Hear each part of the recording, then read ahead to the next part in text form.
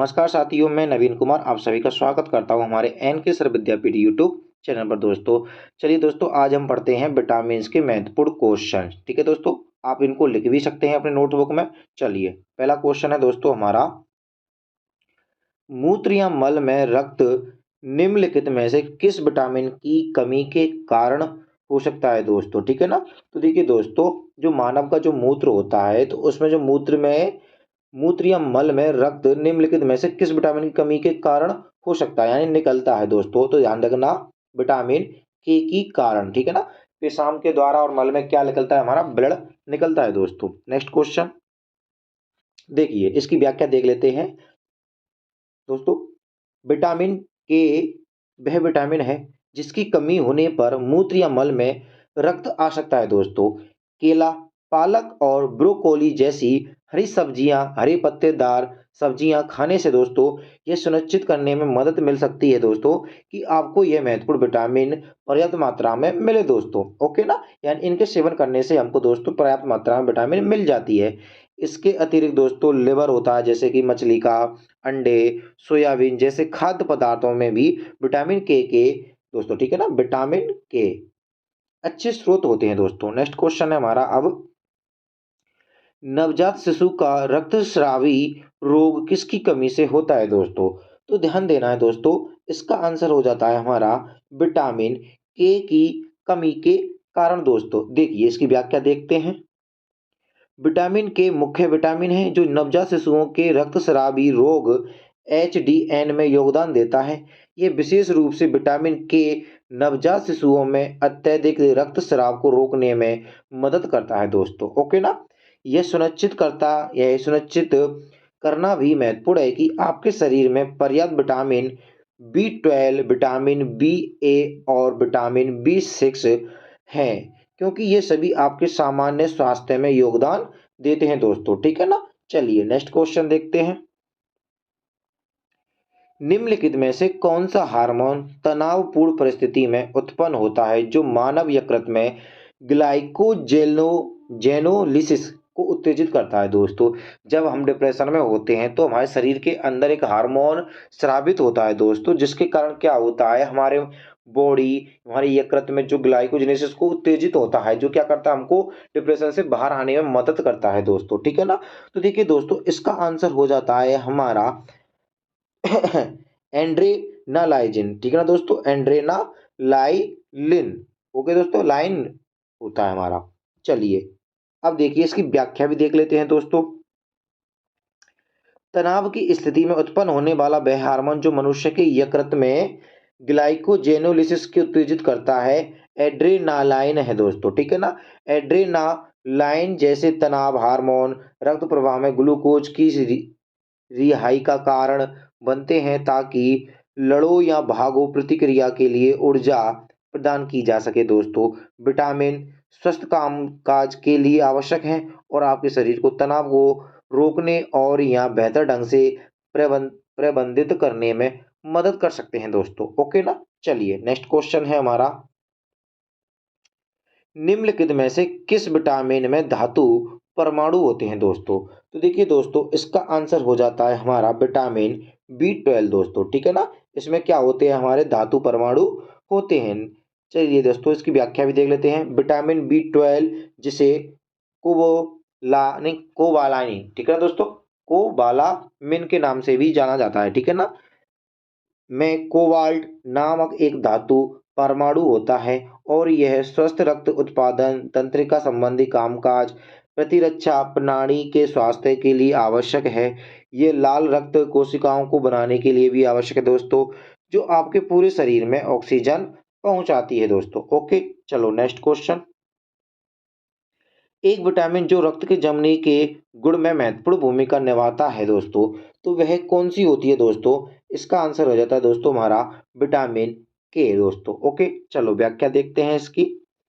ये स्वस्थ रक्त के थक्के जमने के लिए महत्वपूर्ण है। ये पालक, केला और ब्रोकोली जैसी पत्तेदार हरी सब्जियों के साथ साथ कुछ डेयरी उत्पादों में भी पाया जाता है दोस्तों। ओके ना। चलो, ये उम्मीद कर रहा हूं आपको लिख ली होगी आपने ये लाइन नोट। ठीक है दोस्तों, चलो नेक्स्ट क्वेश्चन। विटामिन जो सामान्य सर्दी को ठीक करने वाला माना जाता है दोस्तों, ठीक है ना।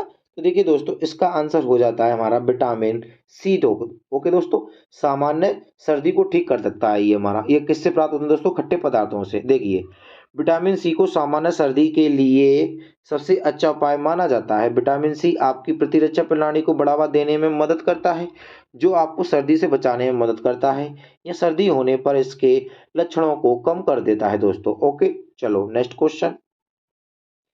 किस विटामिन में नियासिन होता है दोस्तों? यानी कौन सी विटामिन में नियासिन पाया जाता है दोस्तों? तो देखिए दोस्तों, इसका आंसर हो जाता है हमारा विटामिन बी दोस्तों। ओके ना, विटामिन बी में क्या पाया जाता है? हमारा नियासिन पाया जाता है दोस्तों। नेक्स्ट क्वेश्चन देखिए, नियासिन जिसे विटामिन बी 3 के रूप में भी जाना जाता है, विभिन्न प्रकार के खाद्य पदार्थों में पाया जा सकता है। यह ऊर्जा उत्पादन और स्वस्थ प्रतिरक्षा प्रणाली को बनाए रखने के लिए महत्वपूर्ण है। आप इसे सैलमन, टर्की, आलू और मूंगफली में पा सकते हैं दोस्तों, ठीक है ना। चलो नेक्स्ट क्वेश्चन। क्वाशी और कोर किसकी कमी से होता है दोस्तों? एक तरह से दोस्तों हम कह सकते हैं मोस्ट इम्पोर्टेंट क्वेश्चन होता है दोस्तों ये, ठीक है ना। पेपर में कई बार पूछा जाता है दोस्तों। तो देखिए दोस्तों, इसका आंसर हो जाता है हमारा कि एमिनो अम्ल दोस्तों, ठीक है ना। क्या होगा हमारा? एमिनो एसिड होते हैं दोस्तों। क्या होते हैं? विटामिन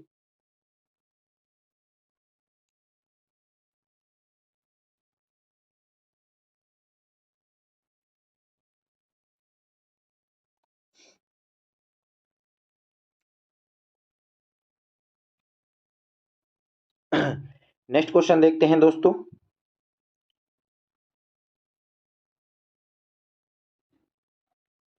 तो चलिए दोस्तों, इसकी व्याख्या भी हम देख लेते हैं दोस्तों।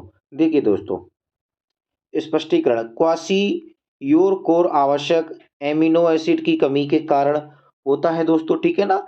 विटामिन इस स्थिति का कारण नहीं है, लेकिन इसके इलाज में फायदेमंद हो सकते हैं। आवश्यक एमिनो एसिड स्वस्थ आहार का हिस्सा है और प्रोटीन और एंजाइम बनाने में मदद करते हैं, जो कई शारीरिक कार्यों में महत्वपूर्ण भूमिका निभाते हैं दोस्तों। इन पोषक तत्वों की कमी से क्वाशी और कोर को हो सकता है, जिसकी विशेषता विकास में रुकावट, भूख न लगना, थकान और अन्य लक्षण हो सकते हैं दोस्तों। Next question. निम्नलिखित में कौन सा जोड़ा सही सुलमित नहीं है दोस्तों? तो देखिए दोस्तों, इसका आंसर हो जाता है हमारा ऑप्शन नंबर सी, ठीक है ना दोस्तों। ये हमारे क्या नहीं है? सुलमित, यानी कि सही आंसर नहीं है। बाकी के ये सही हैं, ये सही हैं और ये सही हैं। ओके दोस्तों, चलिए नेक्स्ट क्वेश्चन देखिए। इसकी स्पष्टीकरण भी देख लेते हैं दोस्तों हम। स्पष्टीकरण। घातक रक्त अल्पता विटामिन बी 2, ठीक है ना, जिसको हम क्या बोलते हैं? राइबोफ्लोविन की कमी के कारण नहीं होता है, बल्कि विटामिन बी 12 कोवालाइल कोवालामिन की कमी के कारण होता है। विटामिन बी 12 की कमी से घातक रक्त अल्पता हो सकती है दोस्तों। ओके, चलिए दूसरी देखिए दोस्तों। विटामिन बी 2 या जिसको हम राइबोफ्लेविन मुख्य रूप से शरीर में विभिन्न कार्यों से जुड़ा होता है, जिसमें ऊर्जा उत्पादन है हमारा, स्वस्थ त्वचा, आंखों को बनाए रखना, आंखों को स्वस्थ बनाए रखना और अन्य पोषक तत्वों के उपापचय का समर्थन करना, पेलाग्रा, त्वचा शोध, दस्त और मनोभ्रंश की विशेषता वाली स्थिति विटामिन बी 3 नियासिन की कमी के कारण होते हैं दोस्तों, ठीक है ना। चलिए नेक्स्ट क्वेश्चन देखते हैं। निम्नलिखित में से कौन सा बेमेल है दोस्तों? यानी कि जो मेल नहीं खा रहा है। तो देखिए दोस्तों, इसका आंसर हो जाता है हमारा विटामिन के भाई साहब। ये बेरी बेरी नहीं है हमारा, ठीक है ना। आंसर हो गया ये वाला, बाकी के सारे मेल खा रहे हैं दोस्तों। नेक्स्ट क्वेश्चन है, देखिए स्पष्टीकरण देख लेते हैं। विटामिन के बेरी बेरी से संबंधित नहीं है। बेरी बेरी विटामिन बी 1 एंथियासिन की कमी के कारण होता है। विटामिन के मुख्य रूप से रक्त के थक्के जमने और हड्डियों के स्वास्थ्य में शामिल होता है दोस्तों। ओके, नेक्स्ट क्वेश्चन देखिए दोस्तों। विटामिन ए जेरोप्थालिमिया से जुड़ा है, एक ऐसी स्थिति जो आंखों को प्रभावित करती है दोस्तों। ओके, फिर देखिए दोस्तों नेक्स्ट। विटामिन डी, ठीक है ना। विटामिन डी हमको किससे प्राप्त होती है दोस्तों? सूर्य से। रिकेट्स से जुड़ा है, एक ऐसी स्थिति जो हड्डियों के विकास को प्रभावित करता है दोस्तों। ओके ना, इसकी कमी से हमारी हड्डियां कमजोर हो जाती हैं। विटामिन सी स्कर्वी से जुड़ा है दोस्तों। किससे जुड़ा है? हमारा स्कर्वी से, जो जो विटामिन सी की कमी के कारण होने वाली स्थिति है दोस्तों। नेक्स्ट क्वेश्चन, कोशिका झिल्ली की सुरक्षा और लाल रक्त कोशिका आरबीसी के निर्माण के लिए आवश्यक एक प्रमुख आवश्यक लिपोफिलिक वसा में घुलनशील विटामिन कौन सा है दोस्तों? ठीक है ना। तो देखिए दोस्तों, इसका आंसर हो जाता है आपका विटामिन ई दोस्तों। ठीक है ना, कौन सा हो जाता है? विटामिन ई हो जाता है। देखिए दोस्तों, कोशिका झिल्ली की सुरक्षा और लाल रक्त कोशिकाओं आरबीसी के निर्माण के लिए आवश्यक प्रमुख आवश्यक लिपो फिलिक वसा में घुलनशील विटामिन ई है दोस्तों। ठीक है ना, क्या है हमारी ई। फिर आगे देखिए दोस्तों, विटामिन ई एक वसा में घुलनशील विटामिन है और एक एंटीऑक्सीडेंट के रूप में कार्य करता है, जो कोशिका झिल्ली को ऑक्सीडेटिव क्षति से बचाता है।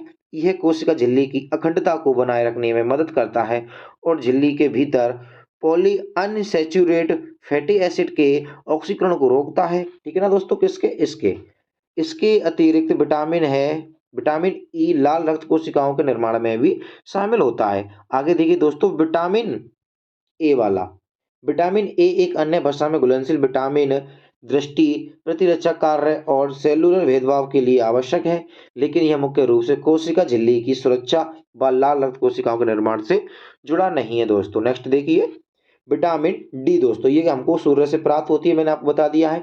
एक वसा में घुलनशील विटामिन भी है जो कैल्शियम अवशोषण और हड्डियों के निर्माण में महत्वपूर्ण भूमिका होती है, लेकिन यह सीधे कोशिका झिल्ली की सुरक्षा और लाल रक्त कोशिकाओं की निर्माण से संबंधित नहीं है दोस्तों। ओके, नेक्स्ट क्वेश्चन, किस विटामिन की कमी से भोजन से कैल्शियम अवशोषण की दर कम हो जाती है दोस्तों? ठीक है ना, इसकी कम हो जाती है हमारे विटामिन डी की कमी से दोस्तों। ठीक है ना, चलिए नेक्स्ट क्वेश्चन देखिए, विटामिन डी हमारे द्वारा खाए जाने वाले भोजन से कैल्शियम अवशोषण के लिए आवश्यक है। पर्याप्त मात्रा में विटामिन डी के बिना आपका शरीर पर्याप्त कैल्शियम को अवशोषित नहीं कर पाएगा, जिससे हड्डियों के खनिज घनत्व में कमी आ जाएगी और ऑस्टियोपोरोसिस का खतरा बढ़ जाएगा दोस्तों। ठीक है ना, विटामिन डी से भरपूर खाद्य पदार्थ खाने और अपने आहार में विटामिन डी सप्लीमेंट लेने से कैल्शियम अवशोषण के स्तर में सुधार करने और हड्डियों के नुकसान के जोखिम को कम करने में मदद मिल सकती है दोस्तों। ओके, चलो नेक्स्ट क्वेश्चन, निम्नलिखित में से कौन सा विटामिन सामान्य गुर्दे में बनता है दोस्तों? ठीक है ना, गुर्दे जिसको हम जिगर बोलते हैं, ठीक है ना, यकृत बोलते हैं दोस्तों हम जिसको। चलिए, इसका आंसर हो जाता है दोस्तों हमारा विटामिन डी दोस्तों। ओके, चलिए नेक्स्ट क्वेश्चन, विटामिन डी देखिए दोस्तों, स्पष्ट कर, विटामिन डी सूचीबद्ध विटामिनों में से एकमात्र है जो सामान्य रूप से गुर्दे में बनता है। सूचीबद्ध अन्य तीन vitamin, vitamin A, vitamin E और विटामिन सी गुर्दे द्वारा नहीं बनाई जाती हैं दोस्तों। ओके, नेक्स्ट क्वेश्चन देखिए, आमतौर पर दोस्तों, आमतौर पर इस्तेमाल किया जाने वाला विटामिन बी कॉम्प्लेक्स कितने विटामिनों से बना होता है दोस्तों? तो देखिए दोस्तों, इसका आंसर हो जाता है हमारा उत्तर नंबर फर्स्ट। ठीक है ना, ए। देखिए, विटामिन बी कॉम्प्लेक्स में 8 मुख्य विटामिन होते हैं। बी1 थियामिन बोलते हैं जिसको हम दोस्तों, बी2 राइबोफ्लोविन बोलते हैं, बी3 नियासिनमाइड बोलते हैं, बी3 बी5 पेंटो यानी पेंटोथेनिक एसिड, बी6 पायरिडोक्सिन, बी7 बायोटीन, बी9 फोलिक एसिड और बी12 काल कोवाल, ठीक है ना दोस्तों, कोवालामिन। ठीक है ना दोस्तों, कोवालमिन बोलते हैं वैसे तो इसको, सीधे लिख ली मैं, परेशानी आई है दोस्तों थोड़ी सी। चलो नेक्स्ट क्वेश्चन, किस विटामिन को बांझपन रोधी, ठीक है ना दोस्तों, जो महिला बांझपन होती है, बांझ रोधी विटामिन के रूप में भी जाना जाता है दोस्तों? तो देखिए दोस्तों, इसका आंसर हो जाता है हमारा विटामिन ई दोस्तों। ओके ना, विटामिन ई। चलिए देखते हैं, यह महत्वपूर्ण एंटीऑक्सीडेंट कोशिकाओं को क्षति पहुंचाने से मदद करता है, बचाने में मदद करता है दोस्तों, और प्रजनन प्रणाली के लिए स्वस्थ विकास में सहायता करता है। विटामिन ई विभिन्न प्रकार के खाद्य पदार्थों में पाया जा सकता है, जैसे मेवे, बीज, पत्तेदार सब्जियां, साबुत अनाज और गलवाड़े अनाज दोस्तों। ठीक है ना, चलो नेक्स्ट क्वेश्चन, निम्नलिखित में से कौन सा विटामिन टेकफेरोल, ठीक है ना दोस्तों, टेकफेरोल है, टोकोफेरोल नहीं है, टेकफेरोल। ओके, कौन सा होता है? तो देखिए दोस्तों, इसका आंसर हो जाता है हमारा विटामिन ई। ठीक है ना, इसका क्या है, ये रासायनिक नाम होते हैं दोस्तों। ठीक है ना, ये रासायनिक नाम है इसके, रासायनिक। चलिए नेक्स्ट क्वेश्चन दोस्तों देख लेते हैं थोड़ा सा। एक फेरोल विटामिन ई का एक रूप है जो प्रतिरक्षा प्रणाली का कार्य समर्थन करने में, कोशिकाओं को क्षति पहुंचाने और स्वस्थ त्वचा और आंखों को बढ़ावा देने में मदद करता है दोस्तों। ओके, चलो नेक्स्ट क्वेश्चन। विटामिन बी 12 का रासायनिक क्या नाम है दोस्तों? ठीक है ना, अगर आपने ऊपर के क्वेश्चन अच्छे तरीके से पढ़े हैं दोस्तों तो उसका नाम, इसका आंसर इसमें आ चुका है दोस्तों। तो देखिए दोस्तों, इसका नाम हो जाता है साइकोनो, ठीक है ना, कोवालमिन दोस्तों। ओके, चलिए आगे देखते हैं। यह एक जटिल अणु है जिसमें कोरिन रिंग संरचना से घिरा कोबाल्ट आयन होता है। साइनोकोबालामिन शरीर में विटामिन बी 12 के सक्रिय रूपों में परिवर्तित हो जाता है, जो लाल रक्त कोशिकाओं के उत्पादन और तंत्रिका तंत्र के समुचित कार्य सहित विभिन्न जैविक प्रक्रियाओं के लिए भी आवश्यक है दोस्तों। ओके, चलो नेक्स्ट क्वेश्चन देखते हैं थोड़ा। Folic acid, vitamin B 9, thiamine, vitamin B 1 और एसिड एसिड अलग अलग पदार्थ हैं और विटामिन बी 12 के रासायनिक नाम नहीं है दोस्तों। ओके ना, चलिए ये हो जाते हैं दोस्तों आपके विटामिन के संबंधित कुछ महत्वपूर्ण क्वेश्चन दोस्तों। ठीक है ना, अगर आपको वीडियो अच्छी लगी है, इसी प्रकार से और भी वीडियो चाहिए आपको, तो प्लीज़ हमारे चैनल को सब्सक्राइब कर लीजिए, बेल आइकन को प्रेस कर लीजिए। धन्यवाद दोस्तों।